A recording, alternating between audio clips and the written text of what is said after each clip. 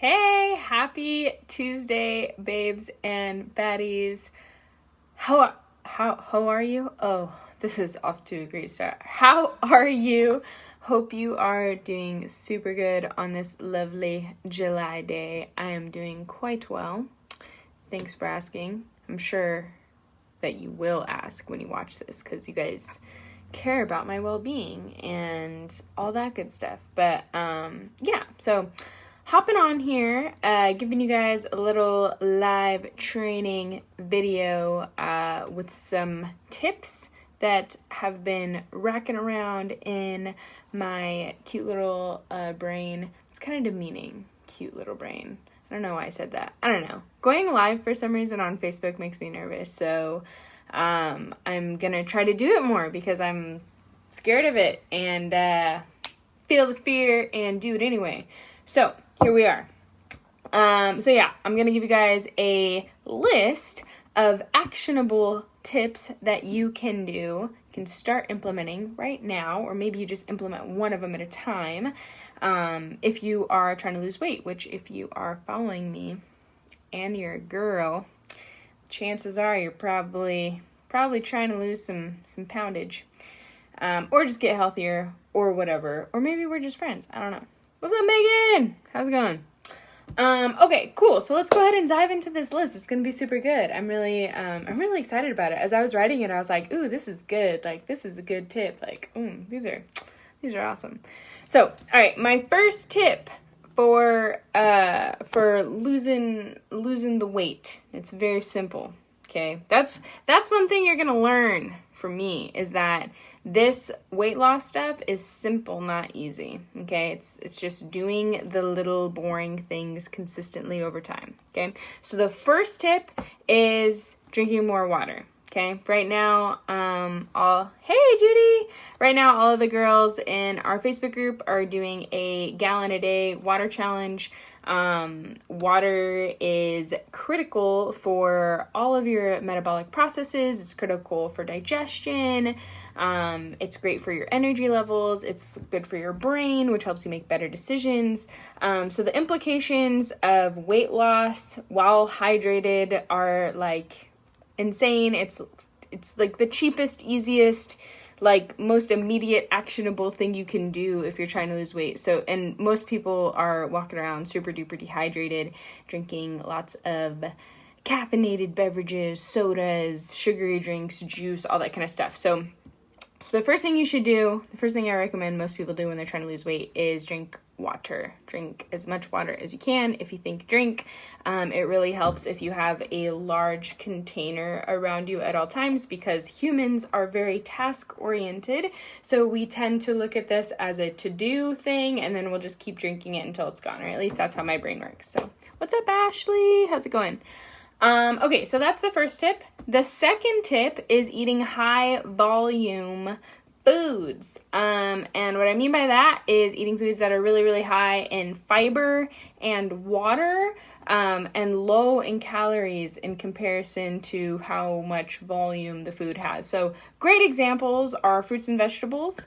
Other good examples are things like popcorn and like, what's other light things, or like certain cereals, or like low calorie breads, like low calorie high fiber breads, things like that. And the reason high volume foods help you lose weight is because they fill up your stomach without causing you to eat a bunch of calories. And ultimately, like, okay, if there's any one thing that I can teach you, it's that this is all a calorie game. So if weight loss is the goal, then ultimately we have to be putting out more calories than we're taking in on any given day. So yeah, and you have to do that consistently. Now there's a whole bunch of other things we can talk about, like your hormones, and some people process certain calories or certain types of foods better than others, but that's a different topic. It's a little too much for right now. So second tip is eating more high volume foods. The third tip is consuming enough protein. So here's the scoop. when you are in a calorie deficit, it is important that you eat a little more protein than you normally would if you're eating like in maintenance or whatever. And the reason is because I'm assuming that when you're on this like weight loss kick or whatever, you're probably not wanting to lose muscle mass, right? Probably wanting to lose body fat. So, your body doesn't know the difference between calories from muscle mass and calories from fat mass. When your body's in a calorie deficit, aka putting out more calories than it's taking in, then basically it's just gonna do what it gotta do to pay the rent, you know? It's gonna do what it has to do to be able to function and keep you breathing and keep all your stuff rocking. So it'll take a percentage of calories from muscle mass and it'll take some calories from fat. And we obviously wanted to take more calories from fat because, I don't even think I have to explain that. But yeah, so if we increase the percentage of calories that we eat from protein or eat more grams of protein per day, then the likelihood of you breaking down muscle is much lower and the likelihood of you breaking down fat is much higher. Makes sense? Cool. So general recommendation for that is about a gram per pound. Technically it's a gram per pound of lean mass, but that's, again, a little too complicated, a little too technical. Just stick with a gram per pound, you'll live. And then when you go into maintenance mode, then you can bring your levels back down. Cool? Cool. All right. Number 4 is caffeine. So caffeine is like such a cheap, easy, way to slightly increase your metabolism. It has a thermogenic effect on the body, which means it elevates your body temperature, which causes you to burn more calories throughout the day. I read a study, before this, I don't know, couple weeks ago. I've read a ton of studies on caffeine, but like caffeine basically can help you expend like 100 to 200 extra calories per day without doing any other additional work. And 100 to 200 extra expended calories per day doesn't seem like much, but over the course of a year, that can be like 20 pounds, man. That's a lot. And you didn't even have to do anything. You just drink coffee. So caffeine is awesome. 100, 200 milligrams a day is fine. You don't have to go crazy. And try to get your caffeine from like natural sources like coffee, things like that. Try to avoid sugary energy drinks, and then energy drinks that are going to make that also have other things in them. God, I feel like a total hypocrite because I actually drink a lot of energy drinks, but, in general, you don't want to be having like tons of like taurine and caffeine and like an extreme amount of B vitamins and like whatever other things they put in there. It can be a little hard on your heart, on your ticker. So stick to coffee, stick to simple stuff, coffee and tea. So that's number 4. Number 5 is walking. So simple, so cheap, so easy. So just walking a little bit every day, trying to or actively going for like a 20 to 30 minute walk per day will increase your NEAT calories. Just right at this exact moment, I cannot remember what NEAT stands for, but basically it's the amount of like just calories you burn per day living. So this just helps you again burn a little bit more energy throughout the day. As opposed to, not taking those extra steps, and, all those little, an extra 100 calories per day over time, adds up to a lot of lost weight. So walking every day. What I recommend for that is wearing a pedometer or some sort of like step counter. And do your best to hit 5,000 steps a day and work your way up to 10,000 steps a day. So I like to do something called rigging the game so I can win. So if I start with like something that's super manageable, like 5,000 steps a day, very, very manageable. Most people do that anyway. It makes me feel like I am winning. And if I know that I'm winning, it's a little more fun for me to then add another 500 steps the following week to my daily average. Cool. I think you get it. Winning. Okay, so number 6 is strength training. So, a little caveat here. If you are totally incompetent when it comes to the gym, or you don't know how to do certain things, make sure you get some help. Don't just go start doing squats and you don't know how to do them, and then you hurt yourself and then you set yourself back. If you have no idea how to do weight resistance training, get some help. But strength training can really have a major impact on your metabolism and your hormone profile. So on your metabolism, when you lift weights, your metabolism is elevated for up to 72 hours. So that's pretty fucking cool, right? Like, you are just burning more calories just being alive because your body is having to rebuild and recover those muscles. And bonus, if you've followed step number 3, you've been eating more protein, then your body's really working overtime, and you're really, really getting a lot of a revved up metabolism. So that's that aspect that's good. The other thing that's good about lifting weights is it's really, really good for your hormone profile. So don't get freaked out, but a lot of women are like have like way too much estrogen and way too little testosterone. So don't freak out. Testosterone is a male hormone. However, women also have some testosterone. Men have some estrogen. A lot of men have too much estrogen these days. Again, another story. But yeah, so we should have like a healthy level of testosterone for a woman. And a lot of women, because they're so sedentary and they eat so many processed foods, they eat a lot of like soybean oil and stuff like that, their testosterone levels are suppressed. Weightlifting can help you elevate your testosterone levels and elevate your human growth hormone levels to healthy, which can help with a whole bunch of other things, one of them being metabolism. So yeah, strength training is fucking amazing. So effective for weight loss, especially if you're over 30. It's like it's so effective. Like, it will change your body dramatically. It's pretty insane. Plus, you'll just feel good and your mobility will get better. Like, I mean, obviously, I love weightlifting, but like, it's the bee's knees. It's freaking amazing.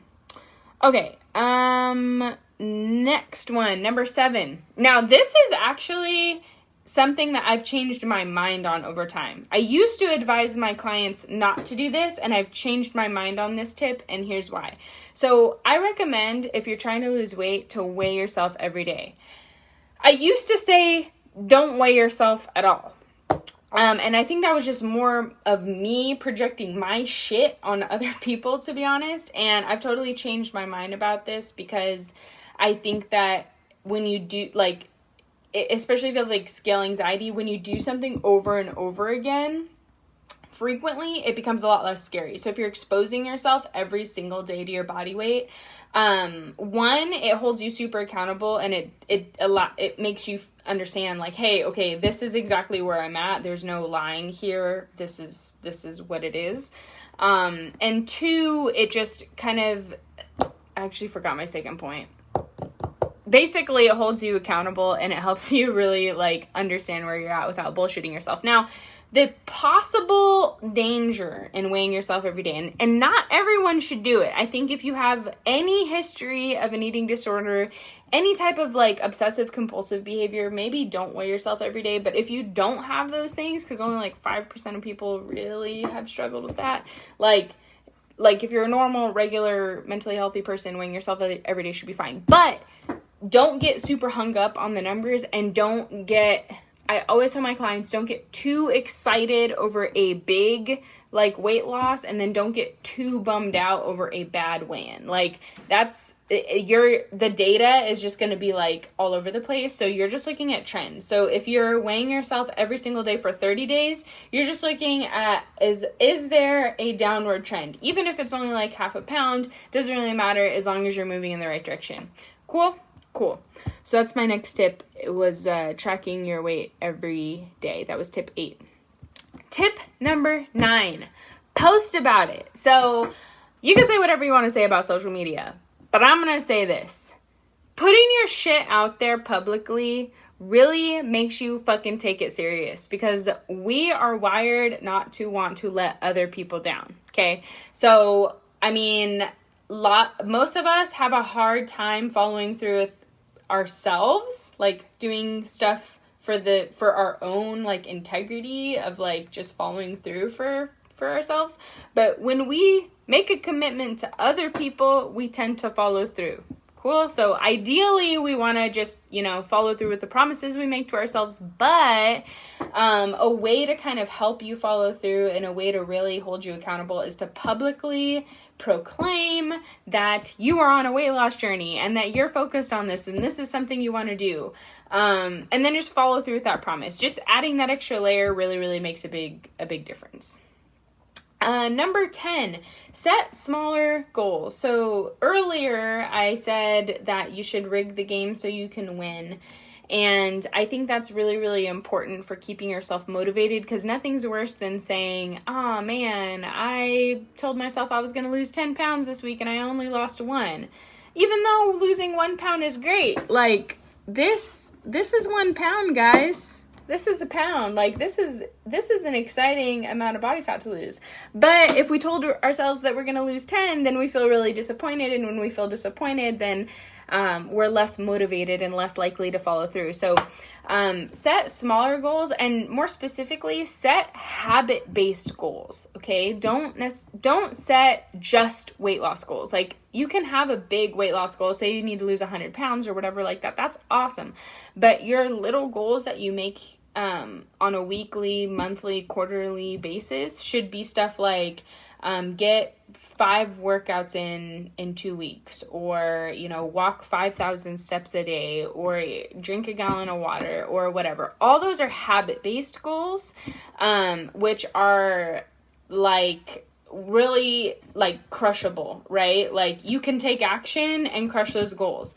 Versus your weight sometimes is a little bit out of your control. You can set a 10-pound weight loss goal for 2 weeks or whatever, and you can do all the right things, and maybe for whatever the fucking reason, your body just isn't on board. Like, there's so many variables that could have fucked that up. Like, you could have miscounted your shit. You could have, like, thought you walked 5,000 steps, but you didn't, or whatever the case may be. So, there's just a big risk of disappointing yourself when you set goals that way. So, set smaller, habit-based goals is my 10th tip. My 11th tip is to get a coach. So I think that the most valuable asset that we have as human beings is cumulative knowledge, right? Like, we don't all have to start from scratch. Like, people have spent their lives learning about weight loss, like learning about the best tactics to get there, learning all the best strategies, like geeking out over all the different types of foods, geeking out over all the different types of supplements. I've literally spent a decade learning this, and oops, I threw myself in there, but I'm just saying any coach in any subject generally is an expert on the thing. So you can condense the amount of time it takes for you to change your life and reach your goal by just getting some assistance, getting some help, versus having to figure it out on your own, making a bunch of mistakes, and then really putting yourself at risk for long-term failure. And I know for a lot of people, they think like, oh, I could never afford something like that, or I could never do something like that. And what I say is it worth it for you to shorten the amount of time that it takes for you to achieve your goal? And what does not achieving your goal mean in your life? Like what does not being 50 pounds lighter mean? Like what are you missing out on? I don't know. So if you could get to that goal of a healthy weight, higher energy, better confidence, stronger, whatever it is, if you get there faster with some help, don't you think it'd be worth it? I think so. So that's tip number 11. But yeah, so I hope you enjoyed these. I thought this was fun. I'm going to do these more frequently. I'll hop on quite a bit. And you know what? I think this one was good enough to turn into a podcast. So maybe I will get the audio from here and turn it into an episode, because it was pretty good. But anyways, if you guys are interested in working with me, go ahead and shoot me a DM. If you're listening to this on the podcast, then go to my Facebook or my Instagram. Just look up Her Body Fitness on Instagram and Bad Ash Training All Women's Gym on Facebook, and then I can reach out to you. All right, cool beans. See ya.